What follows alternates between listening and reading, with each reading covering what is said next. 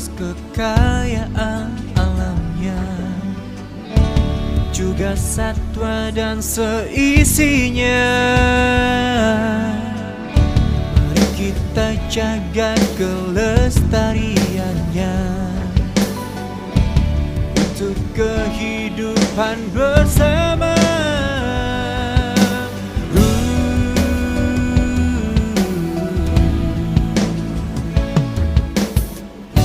Kini para petani warahmatullahi wabarakatuh. Sahabat Sinergi, PT BES, dan juga para petani Indonesia. Eco farming, lahan subur, petaninya makmur. Jumpa lagi dengan saya Haji Mak Munir sebagai konsultan eco farming di PT BES. Jangan lupa like, comment, share, and subscribe, dan bunyikan loncengnya. Perkenalkan, ini channel Haji Mak Munir loh, sebagai media untuk pencerahan, untuk penyampaian informasi dan konsultasi tentunya bagi para mitra, bagi para petani yang berkaitan dengan produk eco farming. Salam sinergi, go berkah, no riba. Eco farming, lahan subur, petaninya makmur, berkah. Assalamualaikum warahmatullahi wabarakatuh. Baiklah Bapak Ibu sekalian, para mitra PT BES, juga para petani yang ada di seluruh Indonesia, mungkin di seluruh dunia.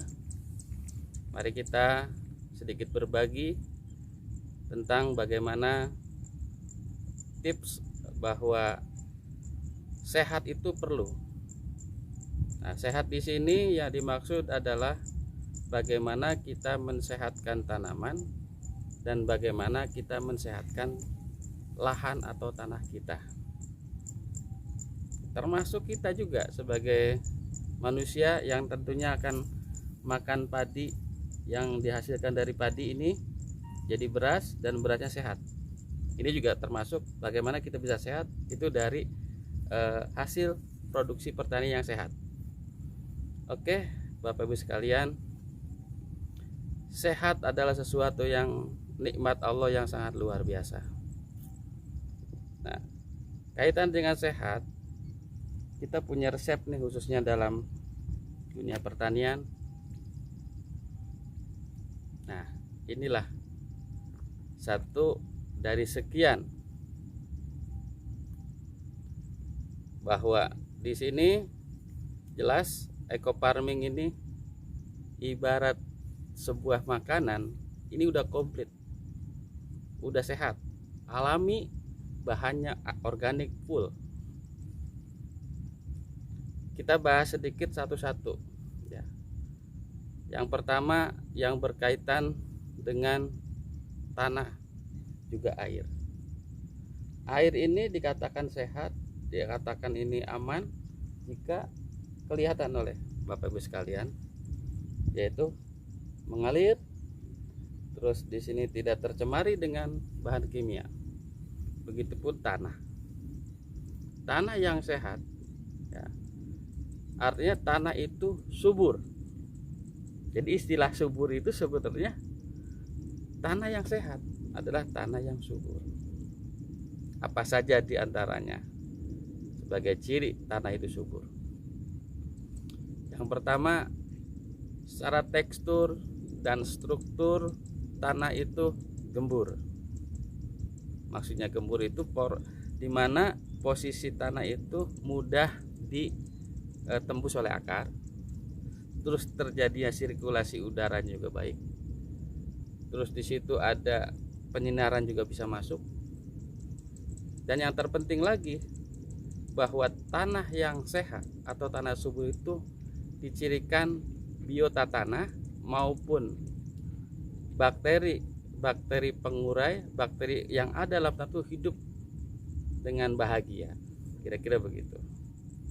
Nah, sebagaimana pernah saya katakan dalam sebuah workshop ataupun seminar bahwa dalam konteks pertanian tidak lepas namanya tanah, air, dan tanaman. Itu menjadi sebuah agroekosistem dalam sebuah pertanian. Kita kembali lagi bahasan tanah, bagaimana tanah itu bisa sehat dan subur. Tentunya memiliki satu cirinya.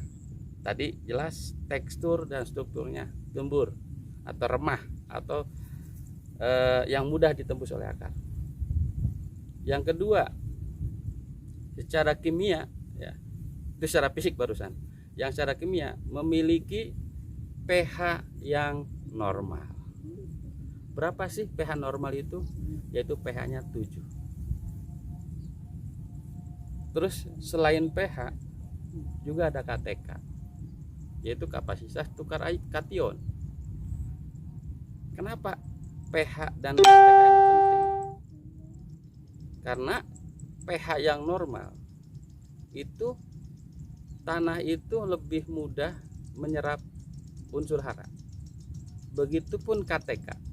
Dengan KTK yang semakin bagus, penyerapan kation-kation unsur hara itu lebih mudah terserap oleh tanah dan juga terserap kemudian oleh tanah. Jadi mudah lepas begitu kira-kira. Yang berikutnya yang berkaitan dengan tanah juga, yang nomor 3. Yang pertama sifat fisik, gembur, artinya mudah ditembus oleh akar. Yang kedua adalah secara kimia, pH dan KTK. Dan yang terakhir sifat biologi. Di mana di sini sifat biologi ini berkaitan dengan fauna yang ada dalam tanah. Nah, fauna yang dalam tanah sebagai contoh nih ada lubang belut misalnya. Ada lubang belut. Terus juga ada cacing. Nah, itu biota tanah. Termasuk mikroba atau bakteri yang paling kecil yang tidak terlihat oleh mata, kasat mata. Itu penting, ini jumlahnya ribuan bahkan jutaan. Nah, dengan makhluk yang ada dalam tanah itu bisa hidup dan bisa bahagia di situ, menunjukkan bahwa tanah itu semakin sehat. Nah, bagaimana sih supaya mikroba ataupun biota tanah itu bisa hidup layaknya bahagia dalam tanah? Itu harus ditunjang yang namanya bahan organik. Nah, kebetulan nih saya juga bawa sampelnya nih tentang eco farming. Di sini sudah ada komposisi C organik yang cukup tinggi, yaitu 51,06%. Tapi ini tidak menjadi ini satu syarat khusus. Maksudnya bisa ditambah juga dengan bahan organik yang sifat alamiah lagi sebagai penunjangnya, yaitu seperti kotoran hewan, terus limbah daripada jerami padi setelah panen bisa dihancurkan atau bisa dikomposkan. Nah, itu bahan organik itu penting. Apalagi kalau kita yang berorientasi pertaniannya organik dan ramah lingkungan. Jelas di sini organik juga butuh bahan baku yang lebih banyak, ya diantaranya kotoran hewan, baik dari kotoran sapi, kerbau, kambing, ayam dan sebagainya. Tentunya kotoran ini juga harus difermentasi sebelumnya. Terus yang berkaitan dengan sifat fisik, kimia, biologi dari tanah yang merupakan bagian dari ekosistem dalam pertanian. Nah, kita perlu juga merawat tanah yang subur. Kalau dibiarkan terus-menerus digunakan, ditanami dan sebagainya, lama-lama akan habis unsurannya. Artinya akan terkuras. Nah, untuk merawatnya, yaitu diantaranya kita menambahkan pupuk. Pupuk ini termasuk pupuk untuk pembenah lahan, untuk memperbaiki lahan yang tadinya lahan kritis, lahan yang benar-benar tidak layak untuk ditanami. Insya Allah dengan ini perbaikan tanah cepat atau lambat bisa pelan-pelan diperbaiki.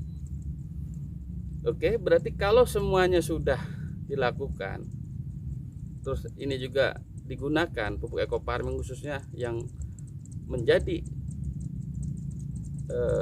kehebatannya atau kedahsyatan eco farming. Yang pertama itu adalah bagaimana pupuk ini bisa mengubah tanah yang tadinya tanah itu gersang atau tanah itu miskin hara itu menjadi kaya hara, subur dan sehat. Nah, itulah yang dikatakan sehat, subur itu pada tanah. Lain cerita dengan tanaman. Nah, sehatnya tanaman itu ditunjukkan daripada pertumbuhannya.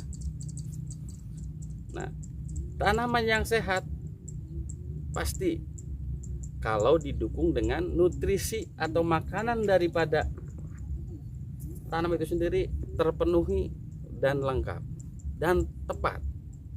Alhamdulillah hadirnya ekofarming ini merupakan satu jawaban, suatu solusi di mana di sini ibaratnya makanan yang luar biasa. Di sini ada untuk perbaikan sehatnya di tanah, juga sehat untuk tanaman. Tanaman yang dikatakan sehat yaitu tanaman yang tumbuh normal, produksinya sesuai potensinya, terus juga tidak serta-merta tanaman walaupun bibit paritasnya bagus misalnya, unggul, tapi perlakuannya tidak sehat, artinya dilakukan pemupukan yang tidak seimbang. Di sini jelas bahwa tanaman yang sehat membutuhkan keseimbangan unsur hara, baik makro, sekunder, makro primer, makro sekunder, dan mikro pelengkapnya. Kemarin saya sudah bahas, di sini ada 13 macam, ada N, V, K. Itu namanya unsur makro primer yang menjadi dasar. Ibarat makan itu nasinya.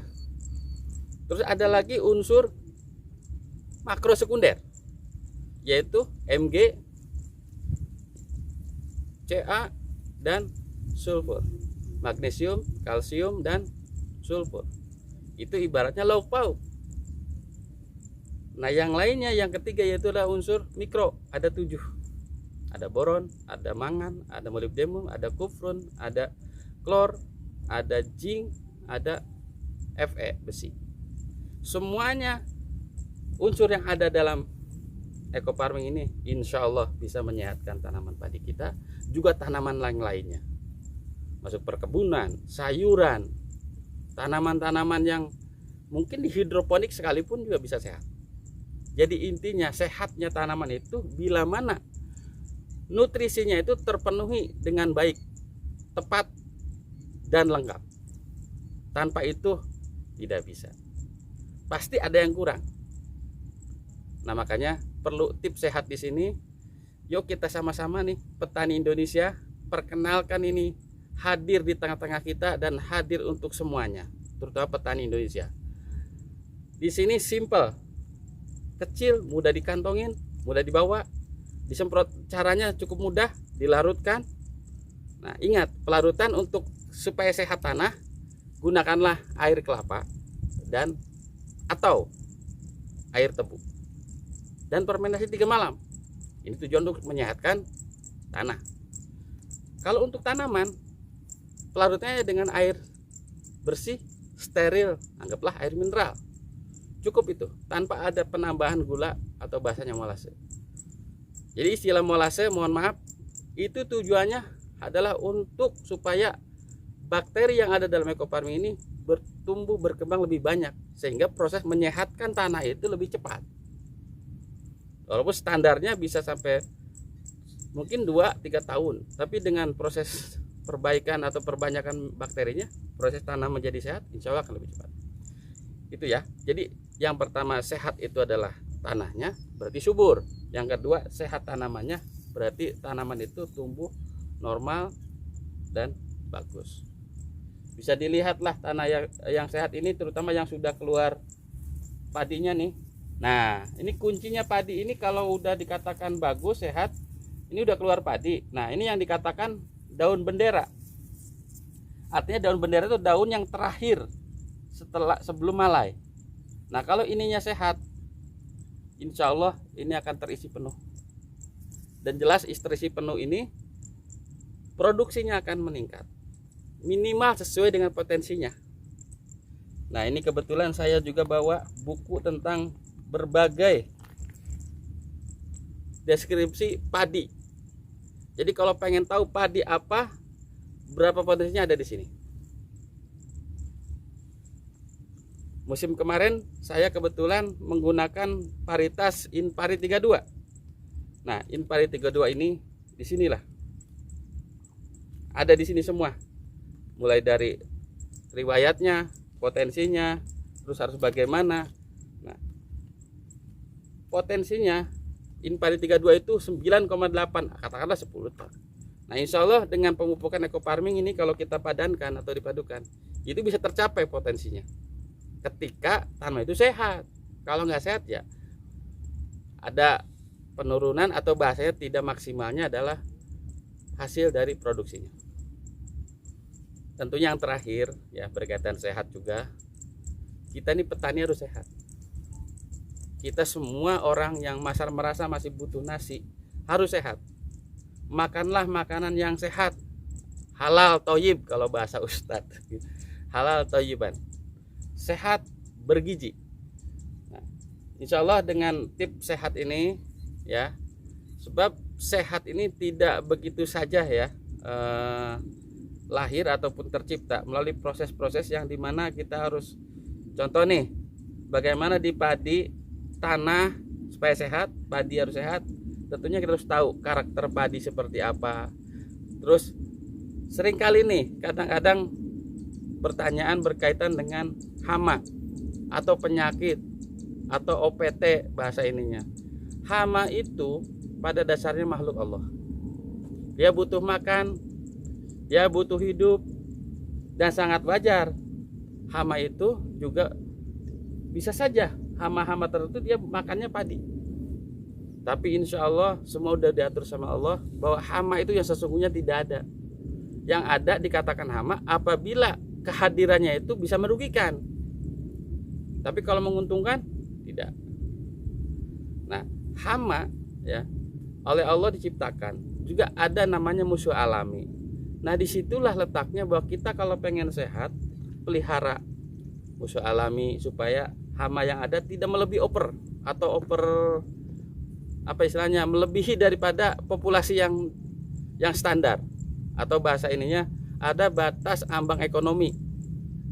Contoh wereng itu dalam satu rumpun nih, apabila sudah mencapai 50 ekor itu berarti sudah waktunya dikendalikan.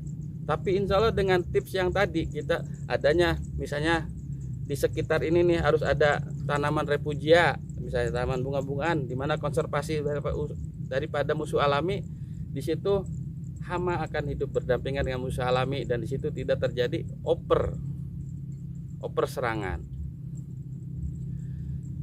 Nah, selanjutnya juga semua yang berkaitan dengan kesehatan dari tanaman itu diantaranya kita bagaimana mengatur air.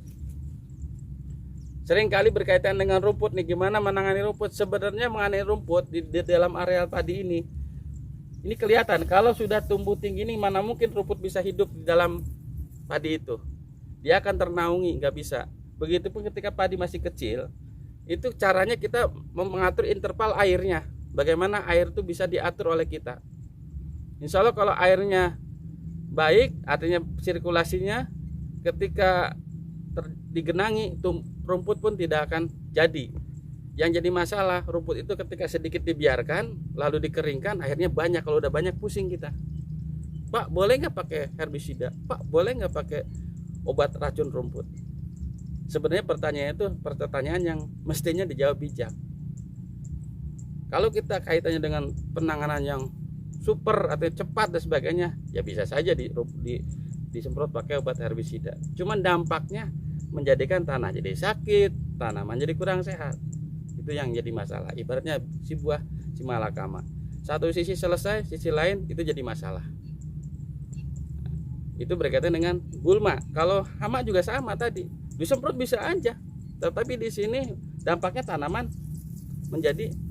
terjadi racunnya nempel di daun ataupun padi.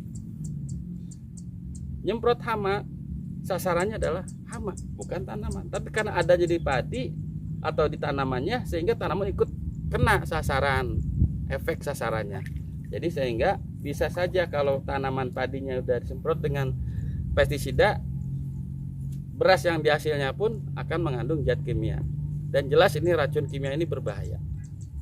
Oke, bahwa tips sehat diantaranya kita juga harus merawat tanah ini supaya bagaimana rumputnya bisa tidak ada, barang mungkin bersih lah. Seperti kita perhatikan nih, yang ini udah bersih nih, yang sebelah sini tidak bersih nih.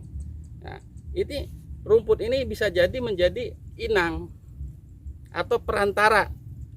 Dia bisa hidup selain di tempat dia untuk makan, dia juga untuk tinggal. Nah, itu biasanya di rumput tadi. Nah, kita bersihkan, itu cara tipsnya. Artinya sanitasi di sekitar tanaman kita supaya bersih. Kenapa harus bersih? Karena di antaranya selain bersih enak dipandang, terus juga kelembaban juga tidak terlalu tinggi. Biasanya sesuatu yang rimbun kelembabannya tinggi. Nah, termasuk genangan air. Nah, kalau genangan air seperti ini kan airnya mengalir dan ini enggak terlalu inilah. Yang dimaksud adalah genangan dalam tanaman ini. Nah, terkadang dengan kelembaban tinggi penyakit muncul. Memang di sini tidak semulus apa yang tadi saya katakan sehat. Di sini ada serangan hama nih misalnya. Nah, ini kan hama penyakit nih. Ini akibat apa? Kelembaban. Oke, Bapak Ibu sekalian, sahabat sinergi, para mitra, juga para petani Indonesia, ternyata sehat itu mahal. Kenapa? Bisa dibayangkan untuk bisa menyelamatkan tanaman padi yang sudah kena serangan, berapa obat yang harus dibeli. Terus bagaimana juga tanah juga supaya tanah yang tandus bisa produktif. Kita lihat di Jazirah Arab, mereka harus beli sesuatu yang mahal karena untuk sekedar nanam padi lah atau nanam yang lain sebagainya. Nah, disinilah tips sehat ini. Mumpung negara kita ada negara yang subur, kalau bahasa orang Jawa Barat, gemah ripah lojinau. Kalau bahasa Jawa saya kurang ngerti. Yang jelas tanah subur itu pertama ya tadi secara fisik, secara ini bisa dilihat dia akan menunjukkan tanaman yang akan kita tanam juga tumbuh sehat. Begitu matahari nih, matahari yang begini ini terik mata ini mempengaruhi terhadap tanaman. Oke, barangkali itu saja ya berkaitan tips sehat, baik itu untuk menyehatkan tanah, juga untuk menyehatkan tanaman, termasuk nanti menyehatkan kita semua. Kita butuh makan, butuh beras yang kita konsumsi. Ada satu lagi tips sehat berkaitan dengan keseharian kita. Pertama, kita harus makan yang bergizi. Yang kedua, kita harus olahraga.